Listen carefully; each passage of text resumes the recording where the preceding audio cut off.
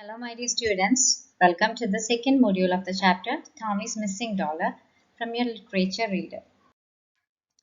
In this module, you're going to inculcate empathy towards your fellow beings and you're also going to comprehend the text.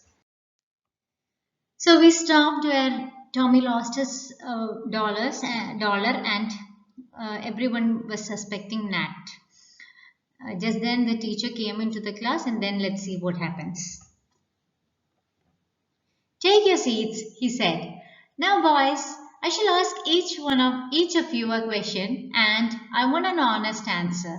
I'm not going to try to frighten, bribe, or surprise the truth out of you. For all of you have a conscience and know what it is for. Now is the time to undo the wrong done to Tommy and set yourselves right before us all. He paused a moment, and one might have heard a pin drop.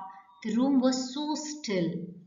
Then, slowly, he put the question to each one, receiving the same answer in varying tones from all. When he came to Nat, his voice softened, for the poor lad looked so miserable that Mr. Bear felt sorry for him. Now, my son, give me an honest answer. Did you take the money?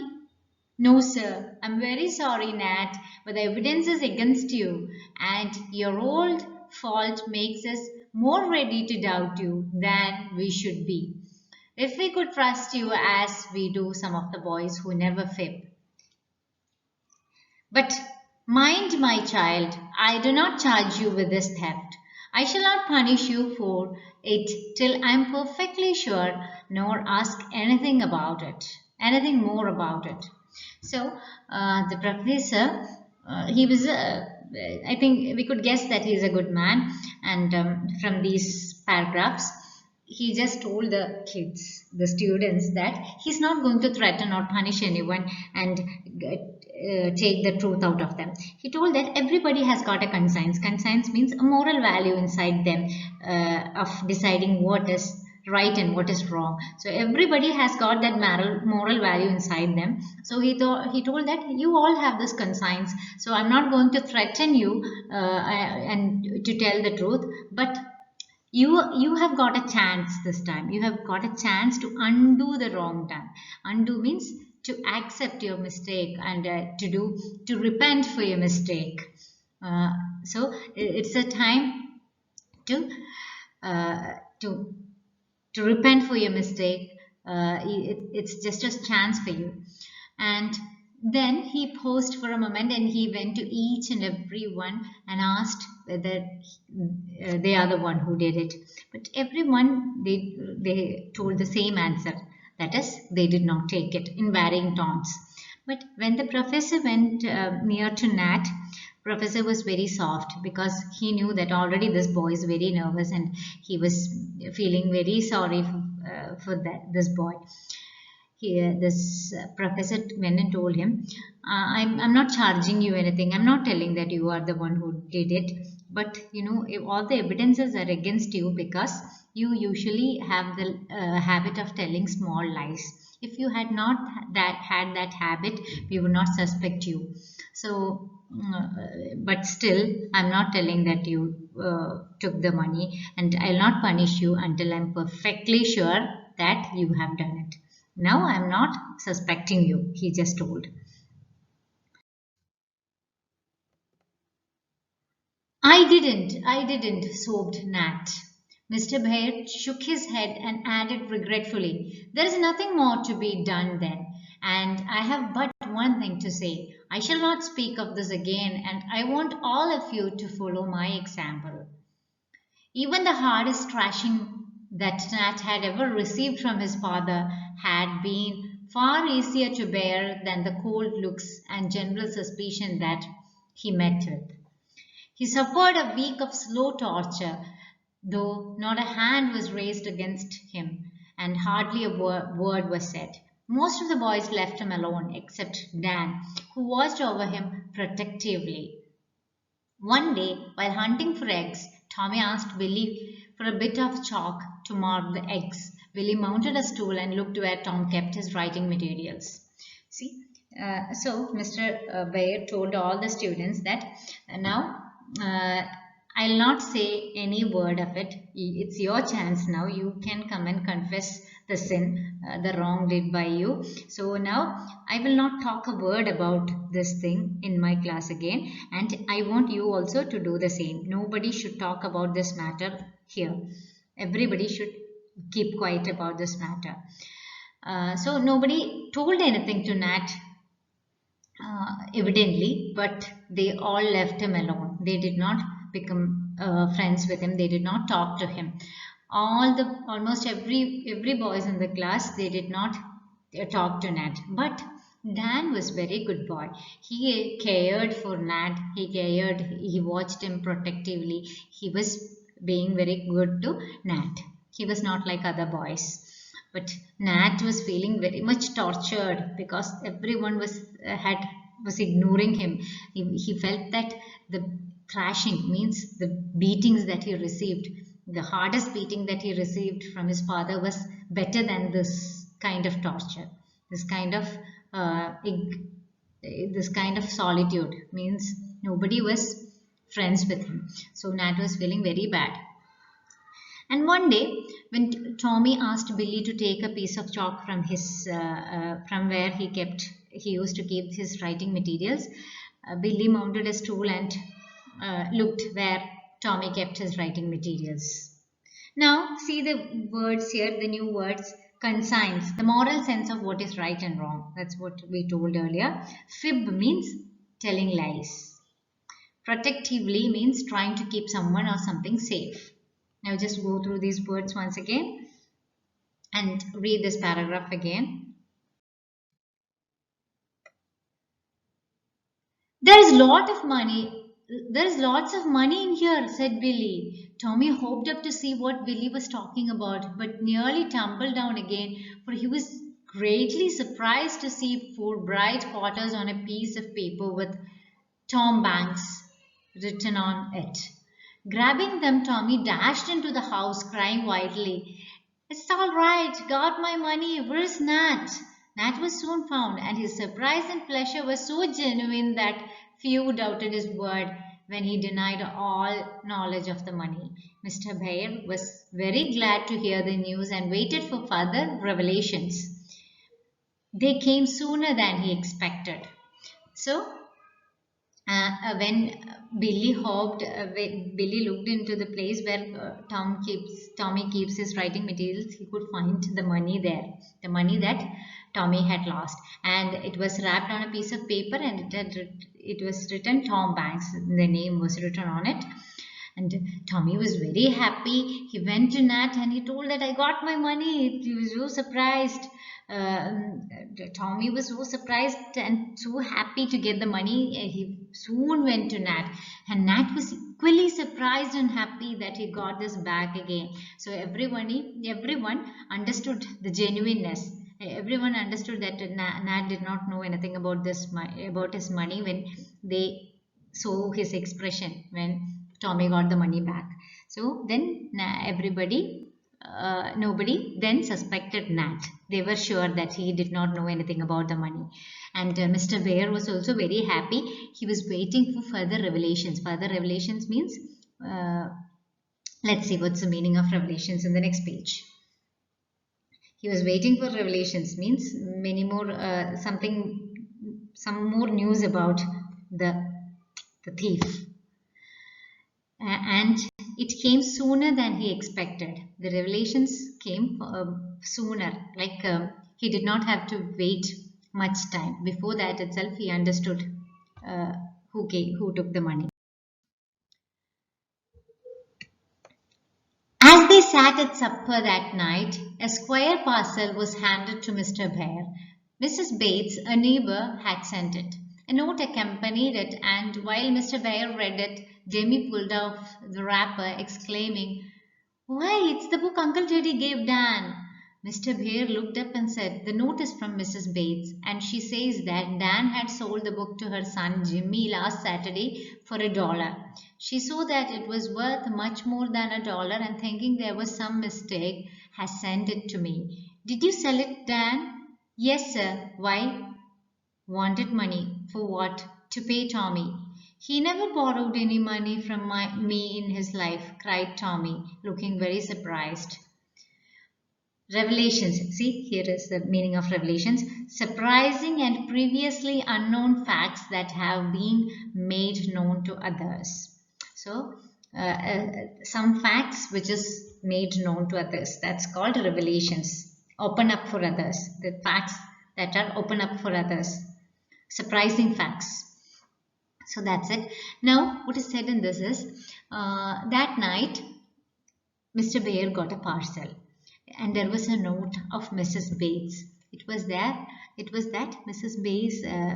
Bates wrote that the parcel had a book. This book was sold by Dan to her son Jimmy for just $1. But this book was more costlier, so Mrs. Bates sent it back because it is more than $1 worth the book. So she thought it was a mistake that Dan made.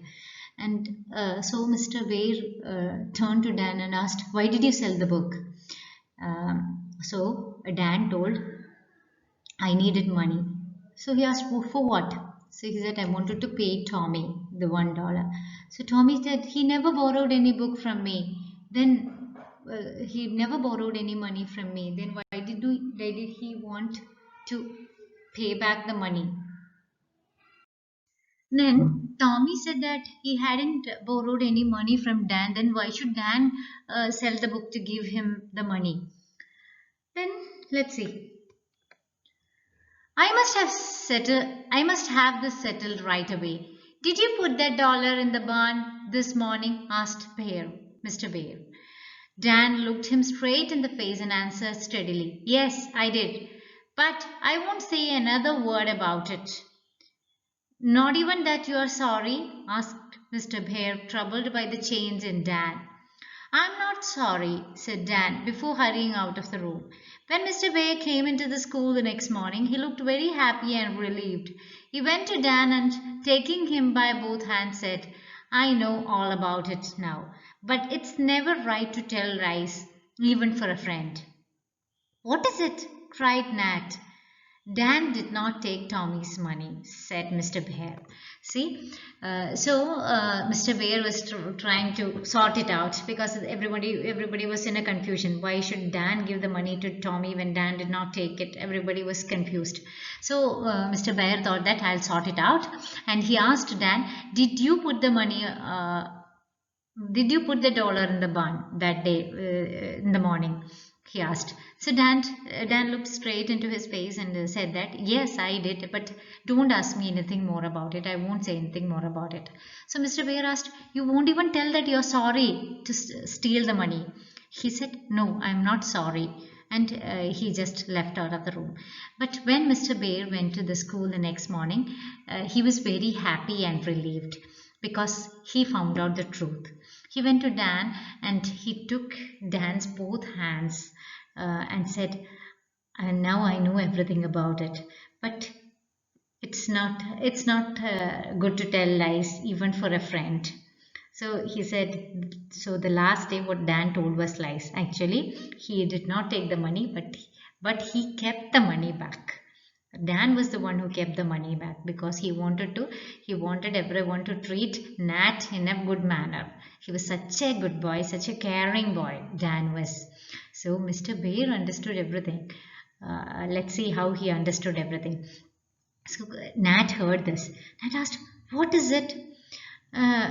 So Mr. Bear told, "Dan did not take the money. It was someone else who took the money."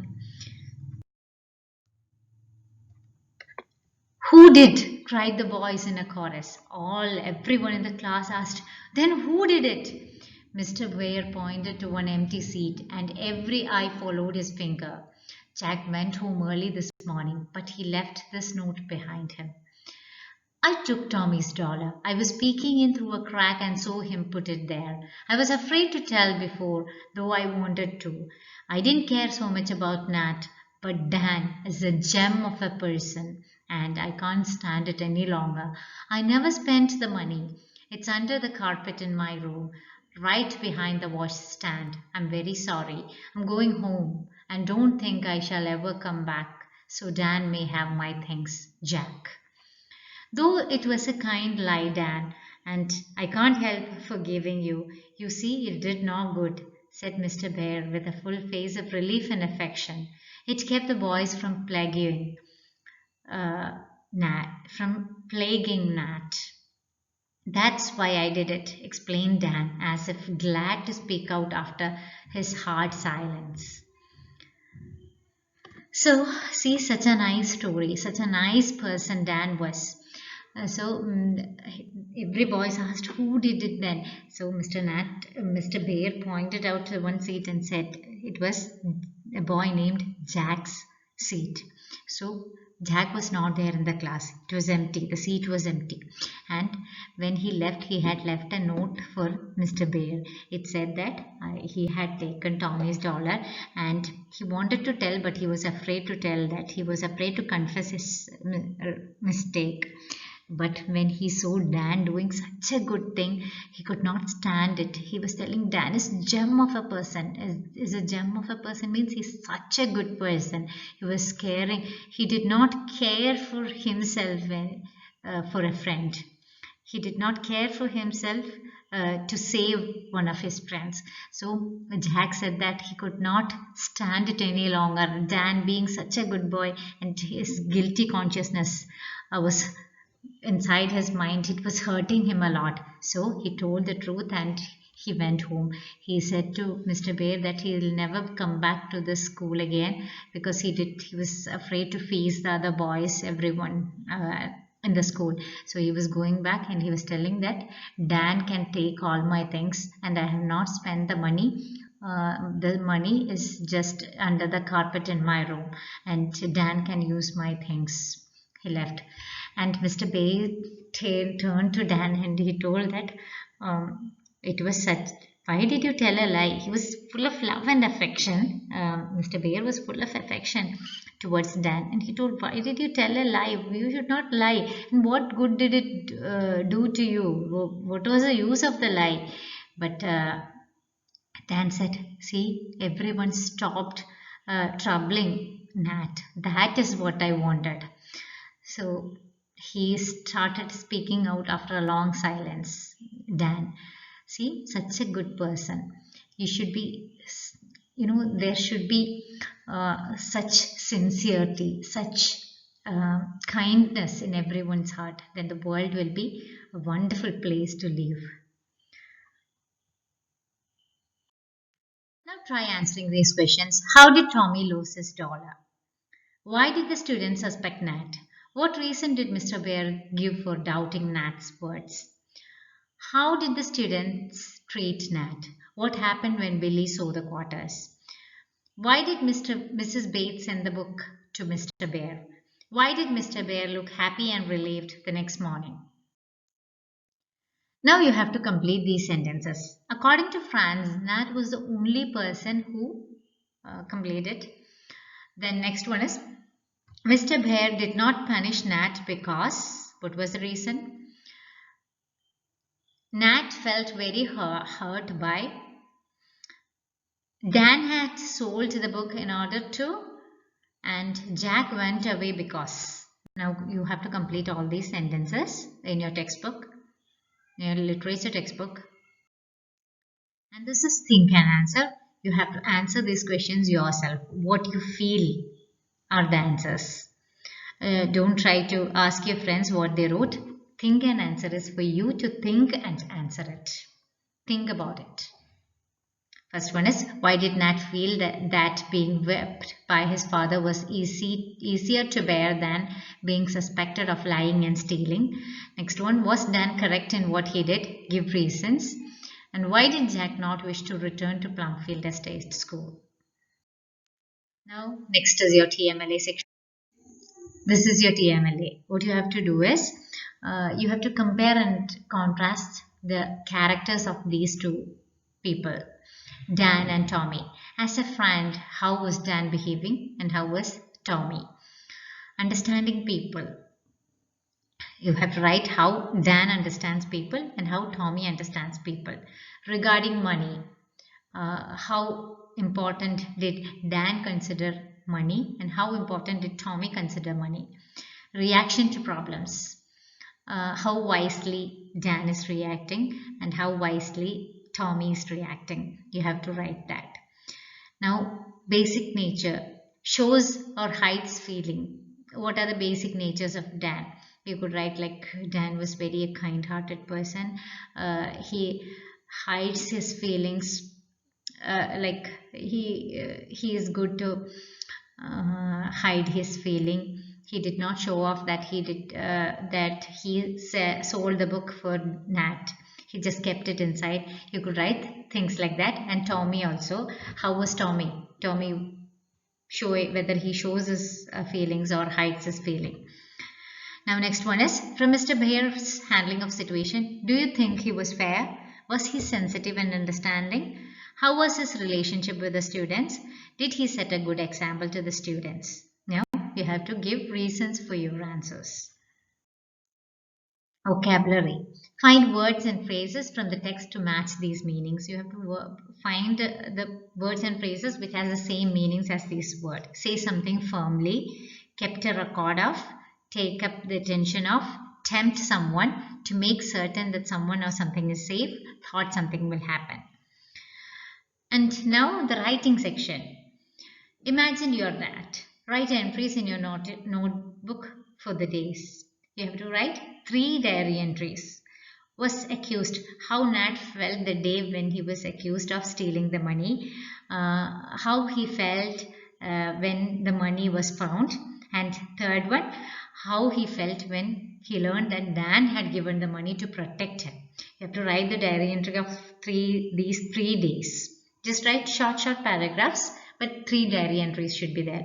The date should be there. Then you should write his feelings, and that's it. That's all. Thank you for listening. Bye bye. Take care.